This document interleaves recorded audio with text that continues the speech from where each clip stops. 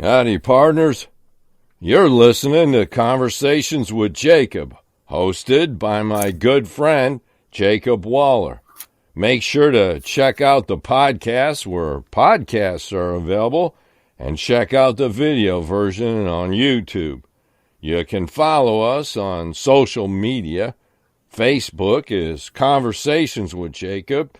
Twitter is at CWJ Podcast. And you can visit our website, conversationswithjacobpodcast.weebly.com. Hey, you got a show idea?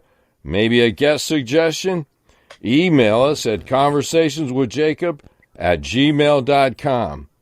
Now, here's your host, Jacob Waller.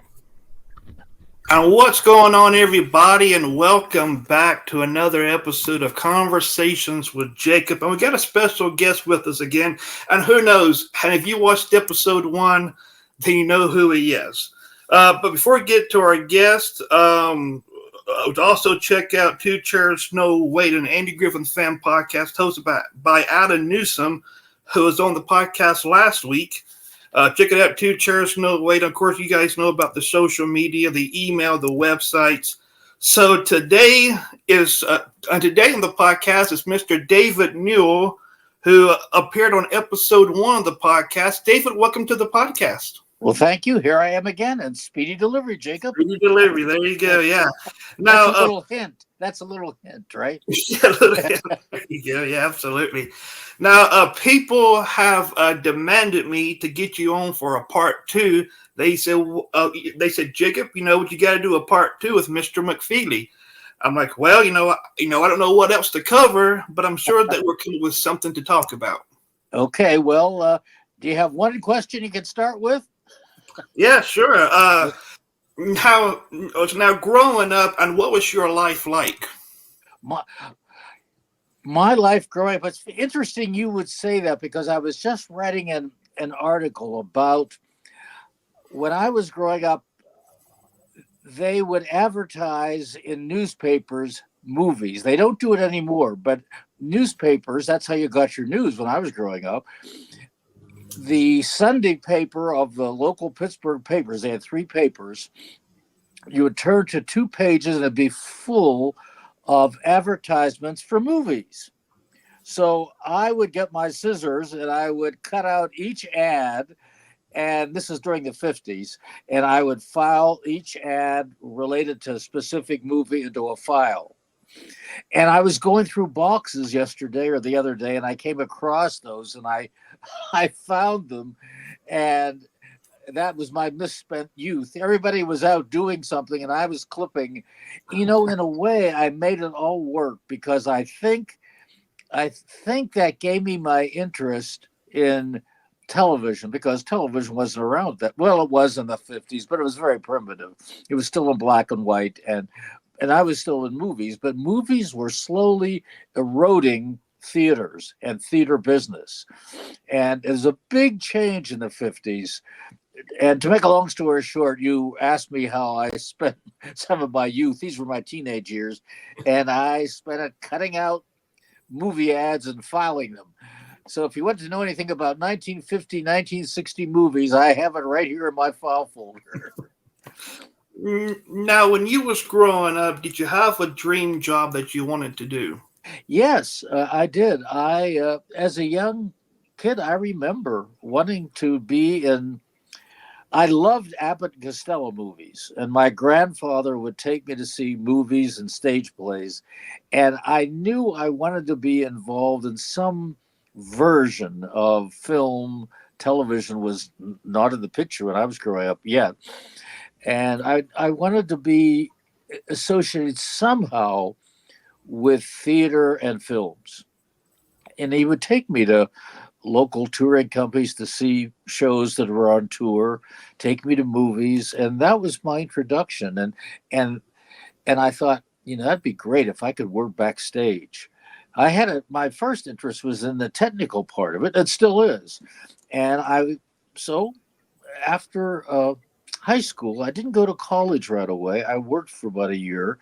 Then I went to a school here in Pittsburgh called the Pittsburgh Playhouse School of the Theater. It was an intensive course in theater and acting and directing, and it was quite it was so intense that I learned so much, and I took that knowledge, and as a result, when this job offer came to work with Fred Rogers on Mr. Rogers' Neighborhood back in 1967, I was equipped. And I started as the technical person who was in charge of all the costumes and props. And I had to go out and find what we needed. And I had all this background in stage management and managing props for the shows. And I sort of slipped into it that way. In fact, I may have told you this in the last interview, but when I first met Fred Rogers, it was for about an hour. And I got a lead from a friend who set up a meeting with Fred Rogers and myself.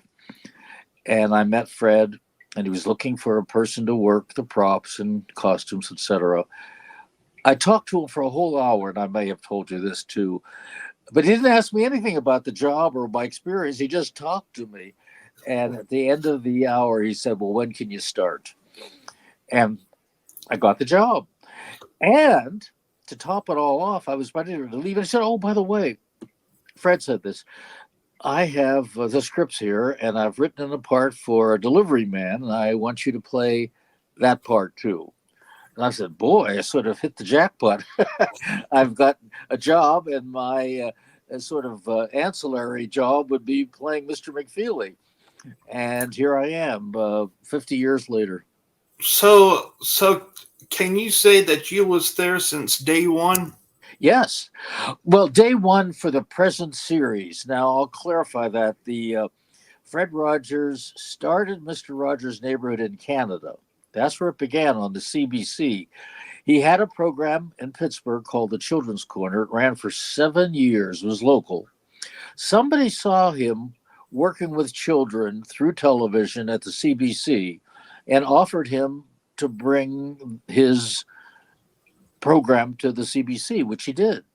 He stayed for about a year and a half, and then he wanted to come back to the States because I think his sons were ready to enter school, and he wanted them to go to school in the U.S. So he came back here, took the programs that he made in Canada, and bookended them with new intros and extras, and that went on the air. During that time, Sears Roebuck's Foundation came along and they said, "We've seen what you've done. We'd like to take your program national." And that's when he hired a staff, and that's when I came aboard. So I didn't start from the very beginning of the original Mr. Rogers' Neighborhood. I started when it went national on PBS. So, for all intents and purposes, yes, I was on the very first program that went national. Let's put it that way. Now, and what was your opinion or thoughts on when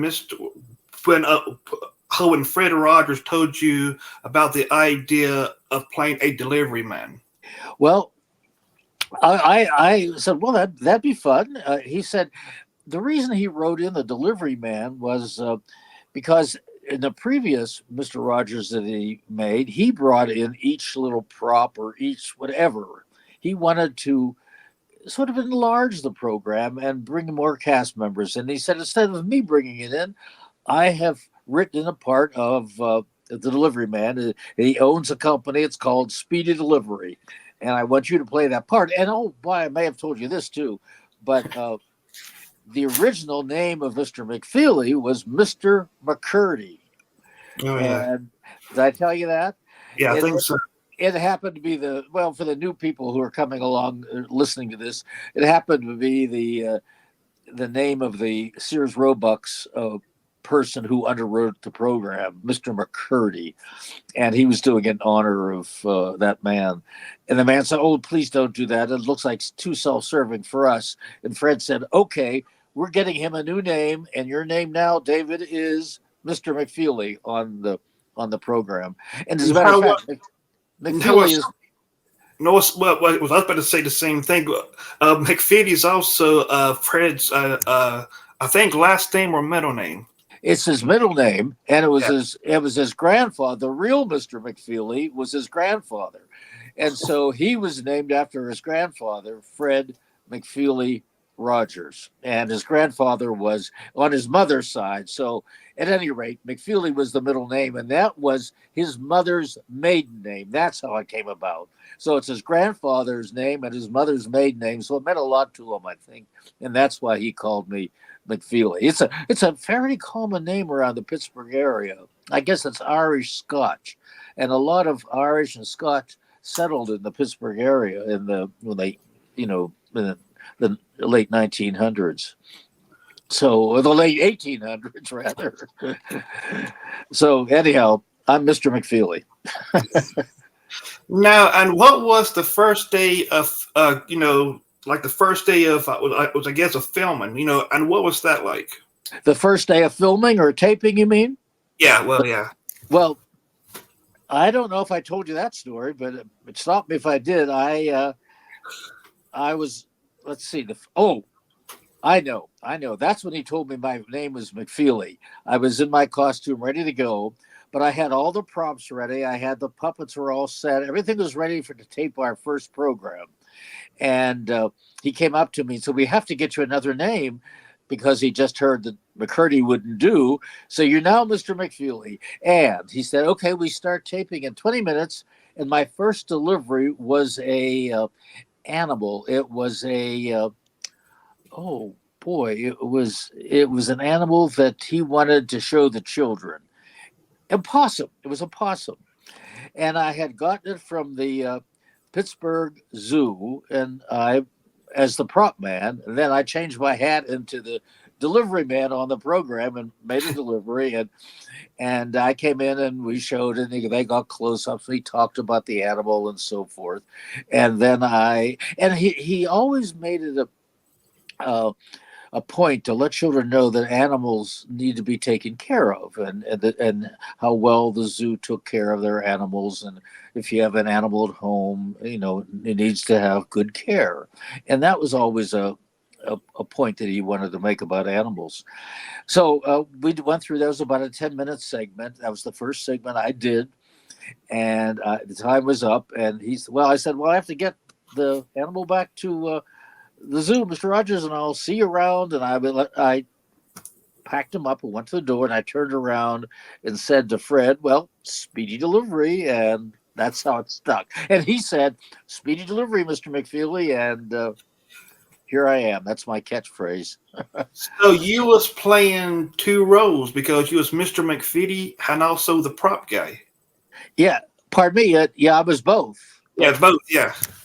Yes, I was the prop guy when I wasn't in every program, but I was in charge of getting all the props and costumes for the program.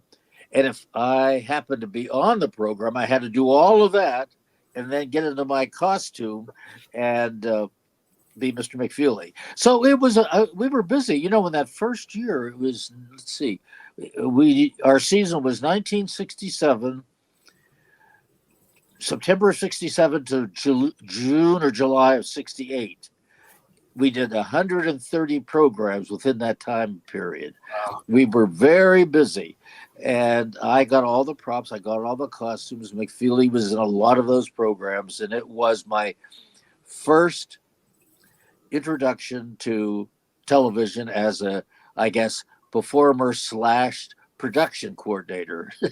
Yeah, I was busy, but I loved every minute of it. I wouldn't trade it for anything. And I thought then, well, I have a job for 1 year. And here I am, 50 years later, talking to you, and I'm still involved with Mr. Rogers' Neighborhood. Now, I know when they filmed an episode of Mr. Rogers, and how many episodes did they film in a day? Well, it depends on how intricate they were. What we did first, we did all the location shoots first. If there was a factory film, for instance, we were showing children how they made cereal, for instance, we'd go to the factory and the process would be shown. That would be first. Then we do the neighborhood of make believe where the puppets are. and we would see how long that episode would take. Then he would have the timing for the opening and closing, and we would do those last. So we could do about 3 programs in a week. It took us about a week. It would take us about, if we wanted to do 30 programs, it would take us probably, 3 or 4 months to do 30 programs. So, but we did it in sort of movie style, and movie style means that they maybe tape out of order, and we did. We never did a program as you see it on television all the way through. We did it maybe backwards. Well, not totally backwards, but we're for the inside out is a better description. We would have the inner workings of the program, the locations in the neighborhood of Maple Leaf. Say that took 20 minutes, so then Fred would know he had 10 minutes to do the opening and closing. That's how we worked. Now, what some people don't know is that Fred also did the voices of the puppets. He did most of them. He did King Friday, the popular ones. He did King Friday, Lady Elaine, Henrietta the cat. He did X the owl. He did Daniel Tiger, and he did most of them. There were a few other puppeteers who helped him, but Fred did the main puppets. In fact, the main puppets that were on Mr. Rogers' Neighborhood were introduced during the Children's Corner years, the local program that he had in Pittsburgh. King Friday goes all the way back to April 1st, 1954. That's when King Friday appeared on the Children's Corner, which was a live hour show daily from Pittsburgh. Now, over the years, King Friday the puppet, the name remained the same, but the puppet was upgraded somewhat. It went from more of a cloth puppet to more of a standard hand puppet, as you see now. But Fred did all the voices. How did he do all the voices? Was all the way up until the last episode? Yes.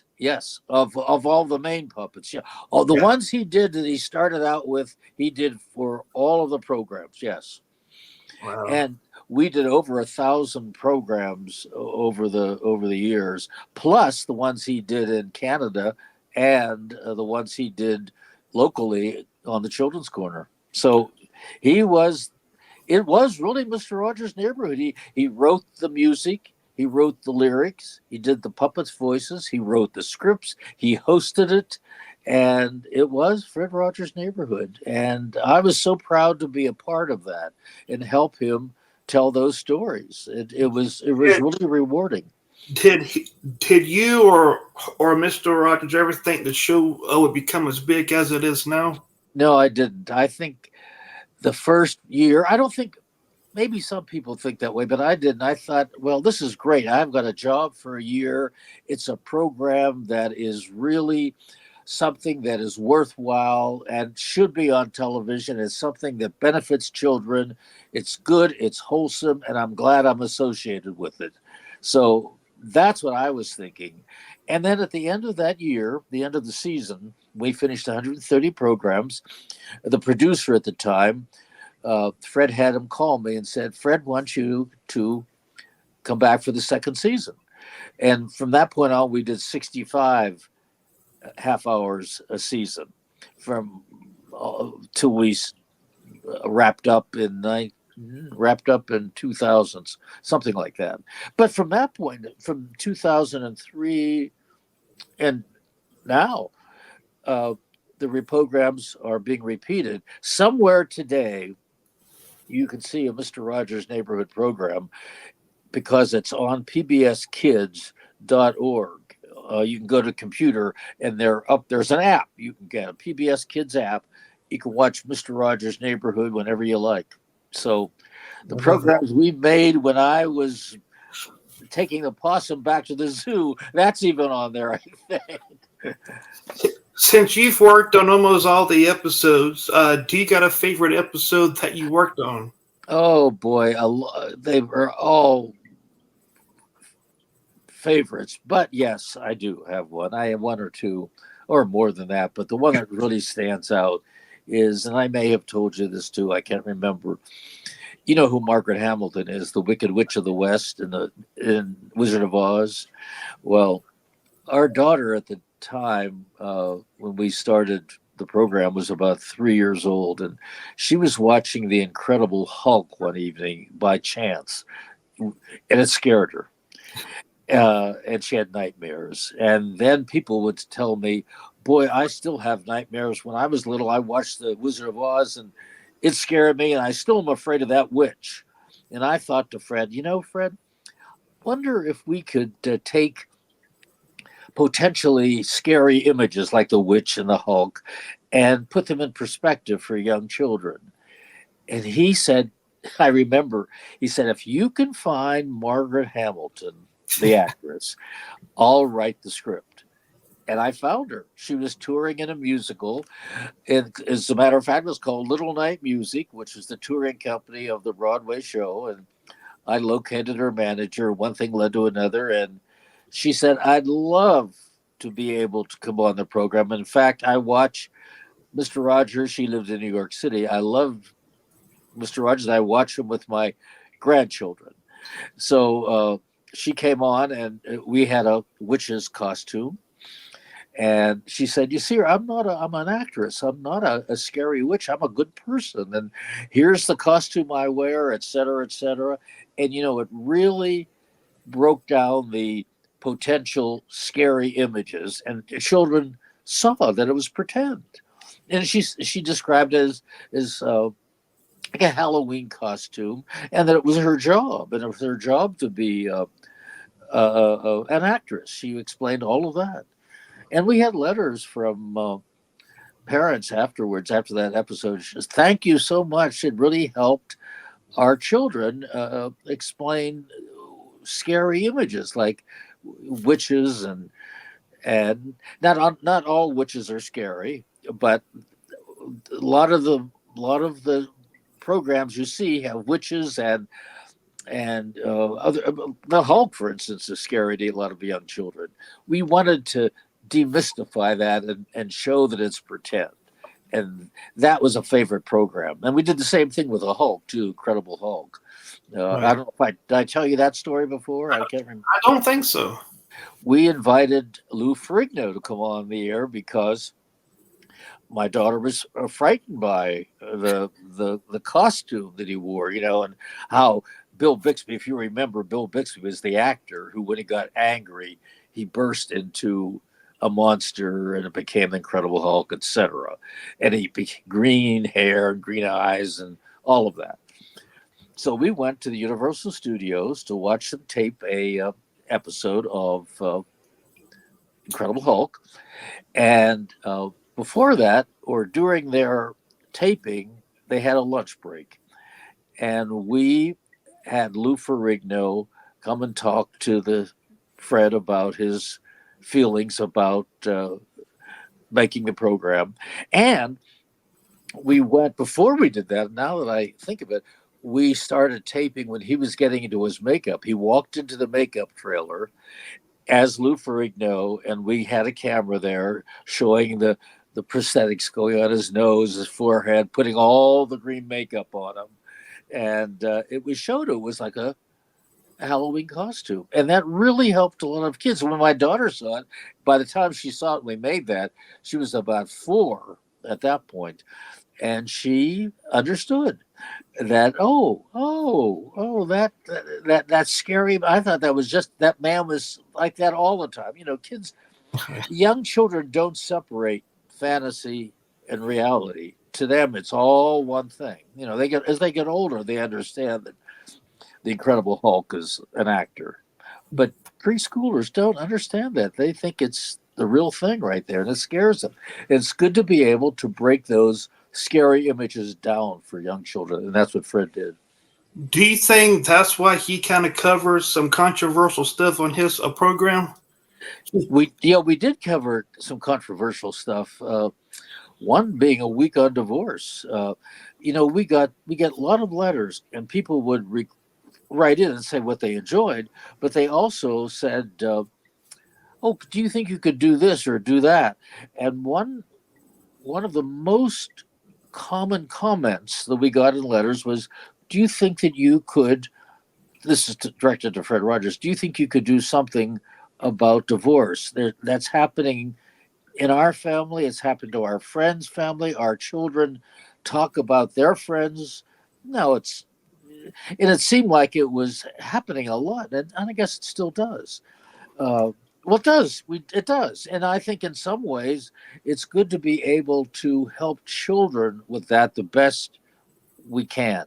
So, how Fred did it, there was a Sunday evening. We did a week on divorce. The whole week was dedicated to that, and it's hard to explain the storyline, but we started off with a studio audience discussion, like a Phil Donahue show, a live show, and the studio audience would be there, like an Oprah show. And Fred had a couple of people on who are experts in divorce and how they counsel people going through divorce and so forth. And there was an hour discussion with audience questions. The next day, on Monday, the week on divorce started on Mr. Rogers' Neighborhood, and it helped parents maybe prepare to sit with their children and watch that week of program. That's an ideal; it couldn't happen all the time, but that's how we designed it.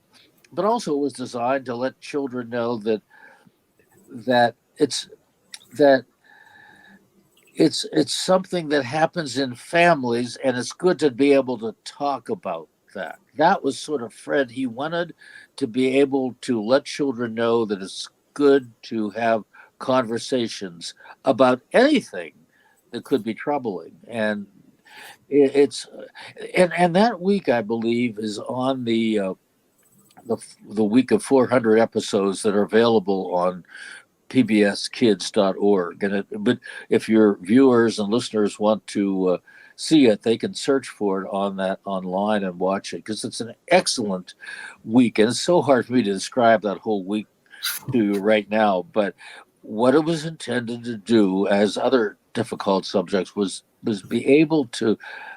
Fred always said, "What is mentionable is manageable." And that makes a lot of sense if you think about it. If you can mention something and talk about it, it can be manageable. It might not be easy, but it can be manageable. And that was why he did a lot of those subjects. He did one on superheroes too. Is Lou Ferrigno talking about pretending.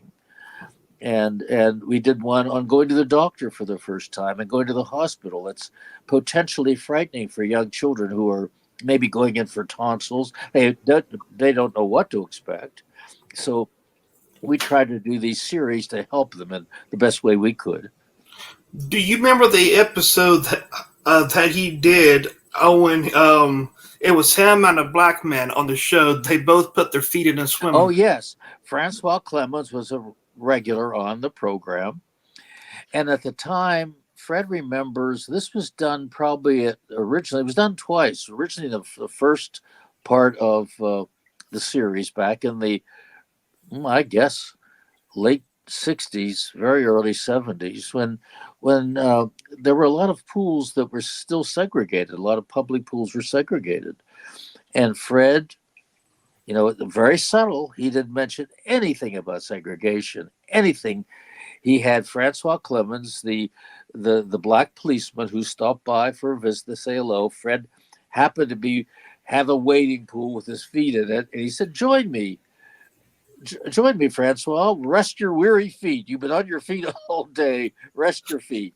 And they had a conversation with their feet in the wading pool, and we did that early on, and then they repeated it towards the end of the series too, and it got a lot of good feedback. And he didn't do it. That was Fred. His lessons were very subtle, and he didn't say anything about any segregation. And he did it by inviting Francois, his neighbor and friend, to sit down, relax your feet while you're on the policeman beat around the neighborhood. And that was a lesson. And that was Fred Rogers' way of dealing with various subjects. And in some ways, there's an expression that he always used his child development teacher, or somebody he studied with early on. He studied child development and music and also theology, and all of those disciplines worked together when he wrote the scripts. But his teacher of child development said, no, don't forget the fun. Now, you can have all these serious situations and serious information you want to give to children, but don't forget the fun. That's the most important thing, the fun of being a child and being able to learn. Learning is fun too. And he wanted children to be able to be open to things and and enjoy learning.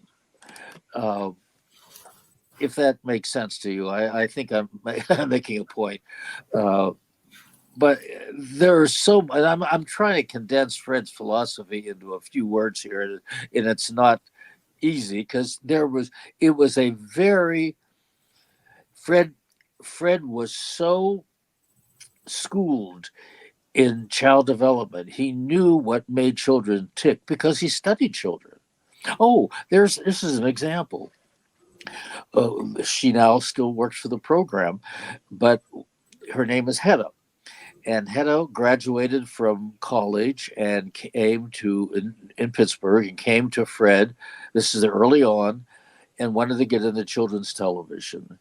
And Fred said, "You know, my best advice for you is go and learn about children." And at the time, and still they still do, the University of Pittsburgh has a child development course, a 2-year course that you can take about the development of a human, a young child into to adolescence. And she did. She took the 2-year course. And I think Fred thought, well, I hope I gave her good advice. She came back after the course was over. She graduated. It was really a master's degree. And Fred hired her, and she still works for the program. And and she did. She took Fred's advice and learned about the development of a young child. And Fred uses a lot of that theory in Mr. Rogers' Neighborhood, or did, and still well uses it. He still does because the programs are still on and people are learning from them.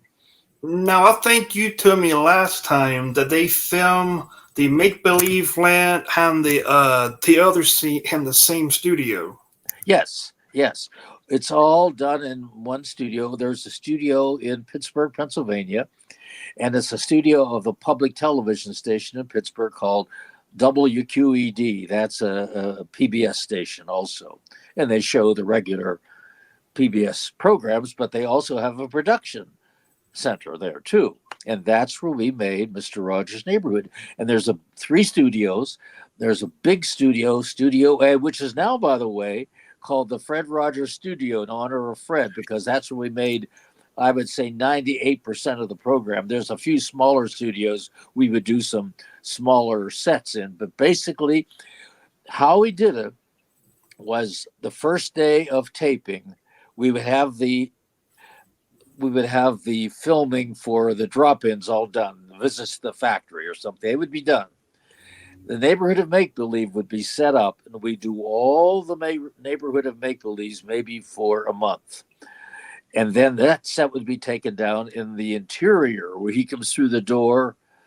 That set would be set up, and we'd do all the openings and closings, and then that would be done, and the editor would take it from there. The editors would put all those together, and we'd have a month's worth of programs. So, and they were sent off to PBS to be aired. So we were just making them, and this was the program was on with new programs. We would make them, and there would be a time lapse that they have to edit, and they have to be at PBS in time to get on the air. And so it was we couldn't miss too much, or we'd fall behind. But yes, they were all done in the same studio, but the sets had to be changed. We couldn't put the entire setup, the neighborhood of make believe and the interior at the same time. Oh yeah, absolutely. Now, what is your thoughts on the movie that Tom Hanks did about Mister Rogers? Oh, I liked it. I thought Tom Hanks got the essence of Fred Rogers. He did. You knew it was Tom Hanks. But you at times forgot that it was Tom Hanks, and you saw his version of Fred Rogers. I think he did a very good job of getting the essence of Fred out. He did a lot of his homework too. There's a college near Pittsburgh called St. Vincent's College, and they have a Fred Rogers uh, library there. Archives. That's what the word I'm looking for. It's where all of the tapes are and all of Fred's writings and so forth. And it's open to the public, by the way, too. And if you want to research Fred Rogers or children's television, you can, and it's online. You look for the Fred Rogers Center, and you can find their posting. Where was I? You asked me. About the Tom Hanks movie. Oh yeah, the Tom Hanks. So Tom Hanks came 2 months before I think the movie was due to film, and spent a day at the center in Latrobe, Pennsylvania, where Fred was born. Actually, he was born in Latrobe, Pennsylvania, and St. Vincent's College is located there. And Tom Hanks had the curator show him speeches and photos and some tapes of the program, and really studied Fred Rogers. And he took all that in, and I guess he took some information with him. And then 2 months later, they came back and they started filming it's called "Won't You Be My Neighbor." And I think if it, I think this month one of the streaming services has it on. You can still see it, and I have a cameo in it too. Oh, you do? All right. Yeah, there's a scene right at the end of the movie where, and the producer wanted this. There's a restaurant scene where Tom Hanks and the man who played the writer, whose name is Matthew Rhys, that's the actor's name, excellent actor, and they were having a conversation. And as that happened, Tom Hanks, as Fred Rogers, said, "Now think of the people who helped you as you were growing up." A line something like that. And the camera at that point panned around the restaurant, and there we were.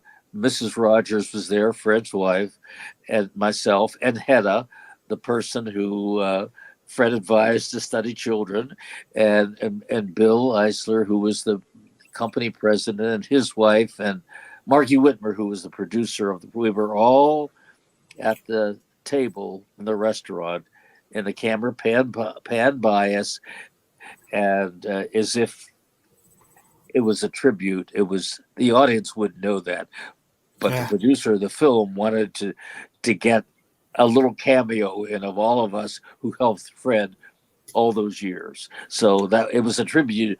It was a tribute to us. Oh yeah, well, I want to look out for that. How the next time I watch it.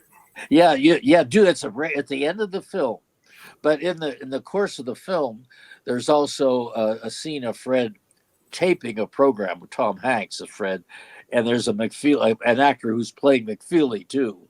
And that's not me, but that's the actor playing McFeely. But what was I also?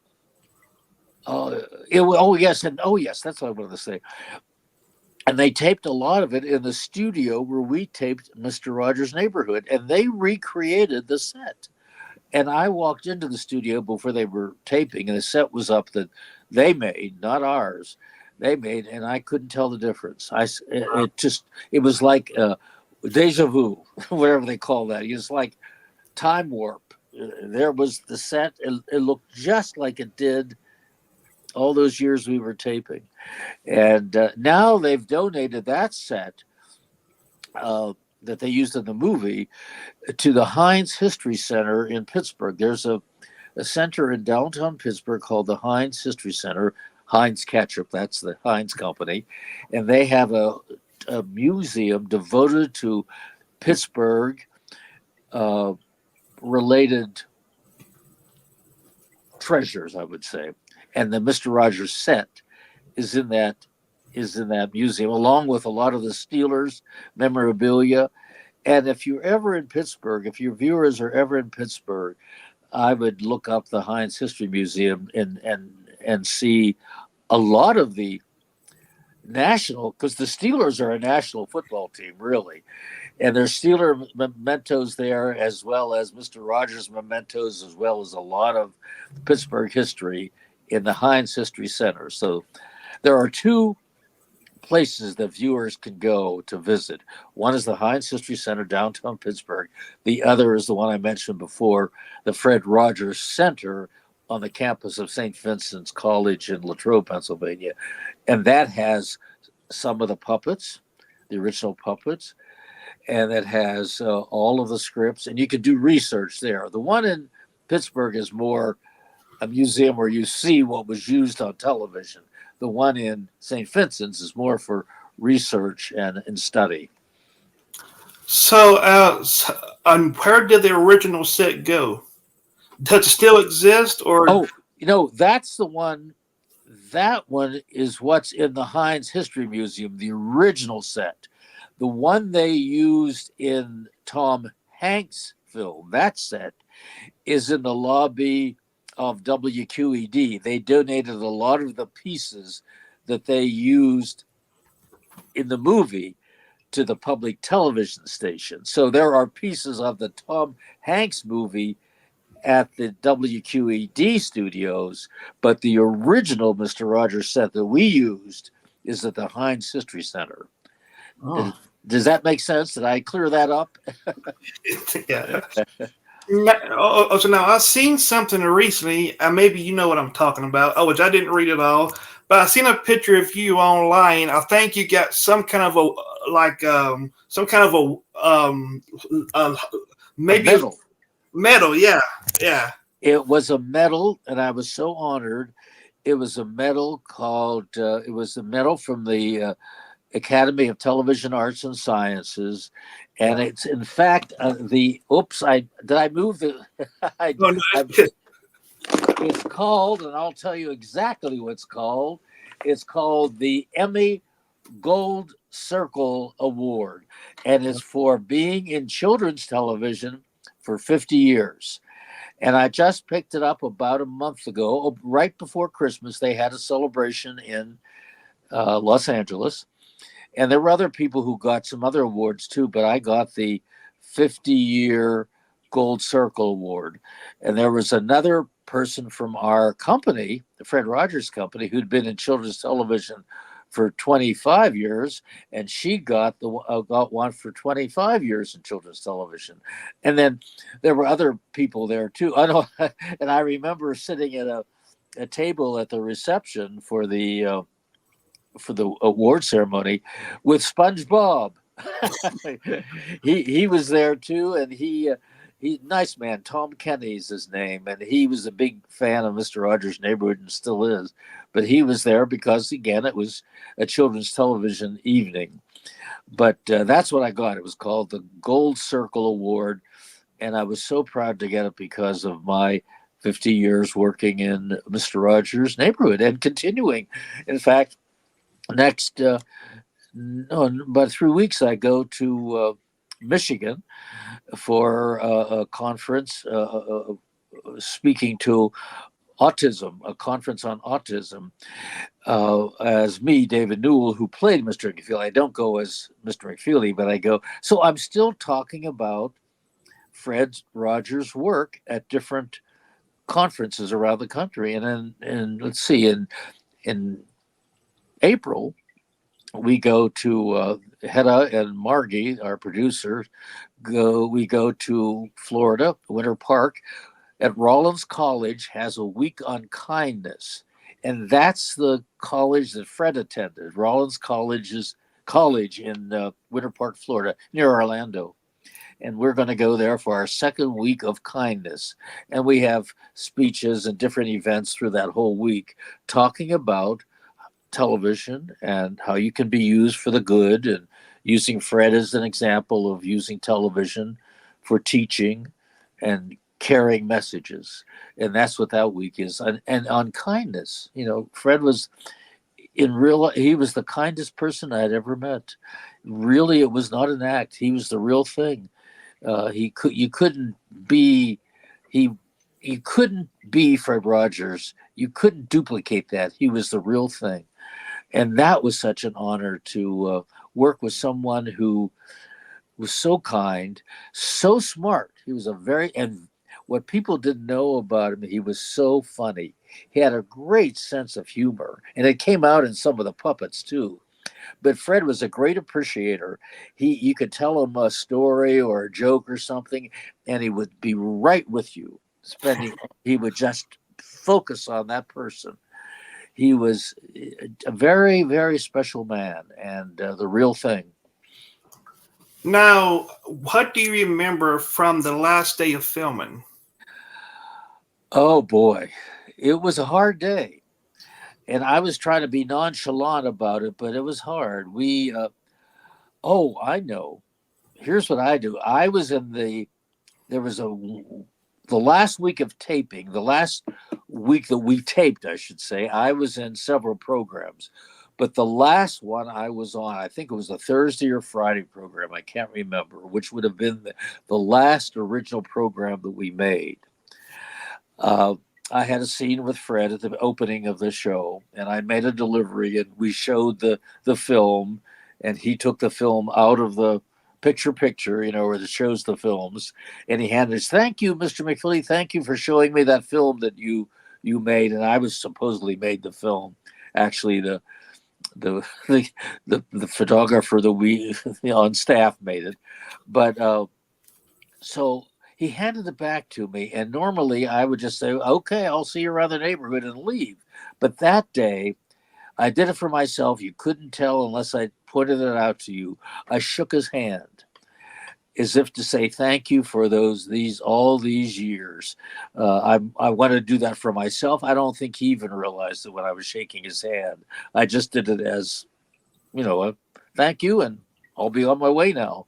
But I did it because I wanted something in that week, our last week, to say thank you, really thank you, Fred, for all these years. And that's what I did in the last taping that I was on. I think that was a Thursday. It could have been a Friday program. I'm not sure. And then I shook his hand and said, "See you around the neighborhood." And I exited for the last time. And that was it. That was the last week of taping. And that's on too. And I can't remember the numbers, but that is on the series that you can get on pbskids.org. Now, how was the last time that you saw Fred? And was it during that taping, or was it? Oh, no. That was in. We finished in. Oh boy, that was about 2000, I think. We finished taping the program. Fred passed away in 2003, so he was around. We were in the office. We did trips. We were still doing events. He would still be doing speeches, and I would accompany him on when he would go for interviews too. Uh, yep. Excuse me here. I'm tearing up a little bit, but I my job as PR, my PR hat, not my McFeely hat.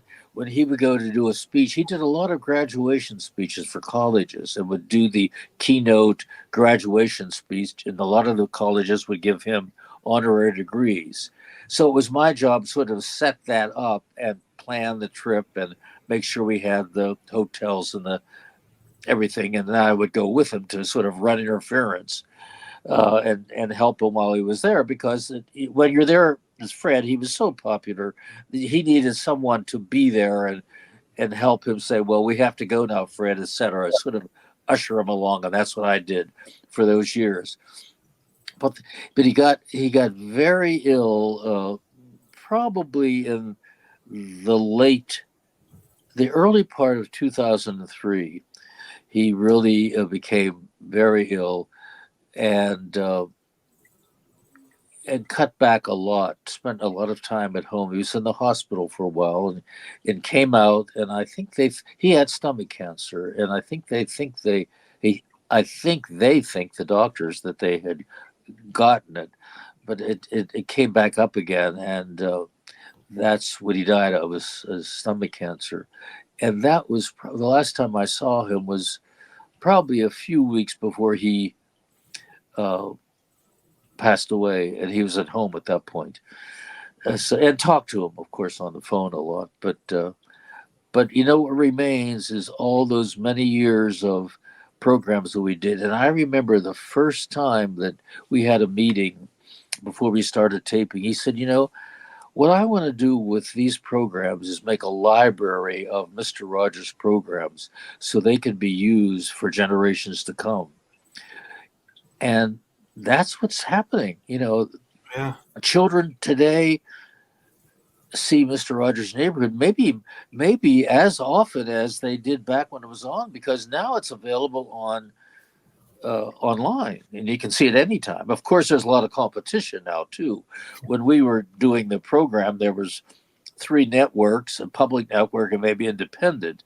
Now there are 500 programs for competition, but the neighborhood still resonates with families with young children. It is still something that Fred planned for. He wanted to make a library of important subjects for young children, like we were talking about earlier about the divorce. And children are always going to go through some sort of separation trauma if there's a divorce in the family. We did a week on death, talking about the death of a goldfish, as use the goldfish as an example, but the purpose was to talk about that, and it's so hard to relate. I can't sum it up in 10 words here, but it's a very sensitive program. One of the classic Mr. Rogers programs that you've never seen it, and that's available too. If your family's going through a death in the family, a grandparent or an uncle or something, it's a program to maybe consider watching. Now, you know, and Fred knew at the same time he was making the program that, I'm making them and I hope people can use them. That's how he said it. He wasn't saying this is going to be a cure all for everybody. That was not, he wanted to say, here is my way of maybe helping families deal with separation, deal with divorce, deal with death. And I hope you can use them. He wasn't saying, I know everything. That was not his purpose at all. He wanted to say, okay, I hope you can use this program that I've thought about and made, and I hope it's helpful. That was Fred. He never thought that he had the last word. He thought he had a word to be able to give his interpretation.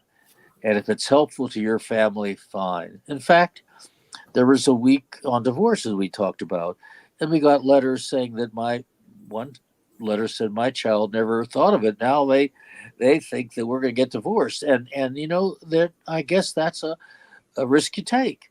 But if that parent could uh, think about what the child has asked and deal with it on their own level. Now I can see the frustration of somebody saying that, and yeah, I can see that, but that was not. Fred wanted to be helpful, and maybe in a way that was helpful. That family. He was always hoping that children would turn off the program after it's over and think about what was just said. Now, that's an ideal. Not all children are going to do that. But ideally, why not try for that? And I was hoping the parents could watch at the same time, too, watch Mr. Rogers' Neighborhood with their children, because there could be a lot of discussion afterwards. There could be a lot of discussion about the divorce, about the loss of a goldfish, about separation anxiety, about going to school for the first time, which he did a whole week on that. When you stop to think of it, that's a big, big step for a young child leaving home. Now there's preschool now, but still, going to preschool and leaving home for the first time at 3 or 4, for many kids, can be traumatic, or at least, if nothing else, uh, what's the word I want to use? Uh, not not knowing what to expect. And Fred would set that up. He would say, "Here's a typical day in a school. Here's the schoolroom. Here's this. Here's that. Here's the school bus." We did a whole week on going to school just to show children some basic things that we as adults would take for granted. But a young child getting on the school bus the first time with 50 other kids, that's a big move. You Yeah. know, and he dealt with that. And that all came from his understanding of preschool and young children. That and that is the important, when you're working with young children, especially preschoolers, to know something about children is valuable. You know, if you're going to write a book about children or make a television program for and about children, you should know something about them and how they react to certain, and do some studying. And I think I have a master's degree after working with them for all these years. And I took courses in child development when I was in college. And the irony is that I got my job with Mr. Rogers' Neighborhood before I was out of college. I went to the University of Pittsburgh, and it was right across the street, conveniently, from the studio. So we was done taping at 5:30. I'd run over and do classes, and I took classes in psychology and child development, but my major was in English Lit, and that helped me with how putting a story together too. And so I learned a lot by going to Pitt and working with Fred and seeing what I learned in the classes play out. Now, So, sorry, I didn't mean so if anybody's watching or listening and wants to go into children's television, my advice would be, yes, do so, but try to learn a little about children. Take some courses on child development and child psychology, and observe children to play. You can learn so much by going to a kindergarten class, a preschool class, and watch children as they play. Don't interact with them, just watch them, and you'll learn a lot. Now, David, we come to the end of the episode here, Okay. but before I let you go, I always ask my guests, have they got a closing thought? Do you got a closing thought for the people out there in the podcast land? Oh, the podcast level. I think I maybe have just said it this last hour, and I think I could just sum it up to say again, if you're going to work with children, no matter where, but especially in television, I think, or to learn something about children, that would be my advice. A lot of people want to get into children's television, so learn something about what makes them tick. I don't know if that's makes does that make sense? It makes sense Oh to yeah, me. oh yeah, makes sense. Absolutely, yeah. Now you can go and you can study and get a master's. You can study child psychology for 4 years and get a master's in it too, and that's ideal, of course. But if you're just going into children's television and you need some background, you can at least take courses in child development just to learn about what makes them tick. Because boy, a preschooler is so different from a 8, 9, 10, 12-year old. You know, the developmental process is so different as a preschooler and as a going into first and second grade. But I think our program covers preschoolers through about first and second. But you know something? As this, we're coming to the end, but this is an interesting thought that we get a lot of letters. We got a lot of letters from teenagers who remember fondly watching Mr. Rogers as a 4-year-old or a 5-year-old. Now here they are going into teenagehood. And that is, being a teenager, you could probably remember all this, is not an easy time. And neither is preschool, but they look back on the times they were watching Mr. Rogers and feeling very comfortable, home and cozy, and watching Mr. Rogers. And they, as a teenager, they think back to those times. It's sort of, it's permissible regression in a way.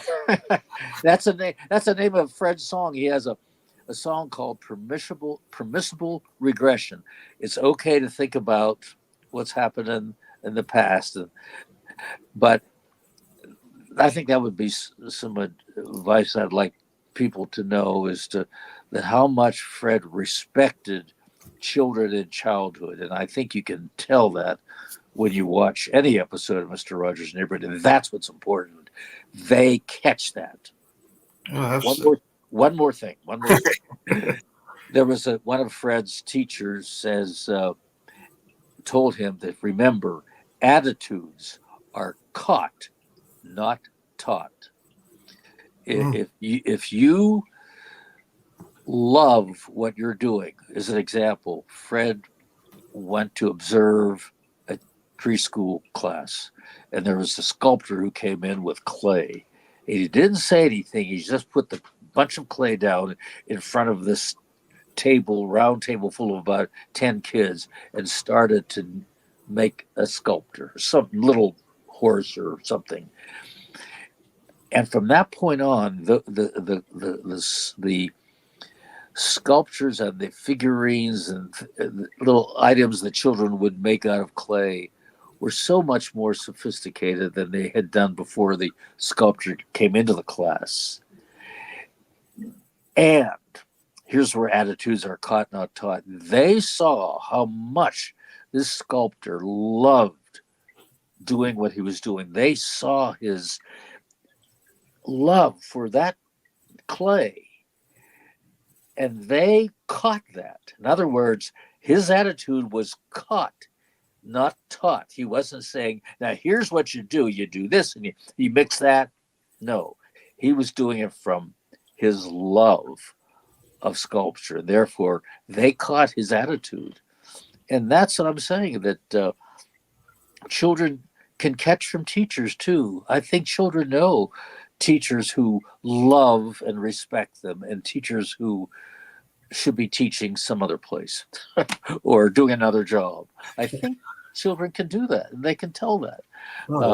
Teaching is a hard job, yes, and not every day is perfect. I give all of that. I understand all of that.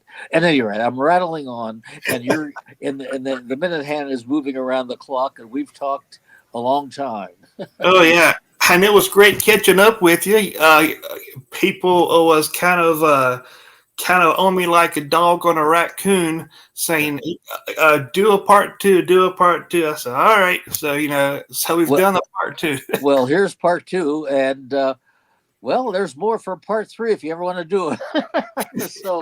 So at any rate, in the meantime, Jacob, thank you very much for listening to all of my stories. I hope I didn't run you out of tape or whatever they use now, out of digital or whatever.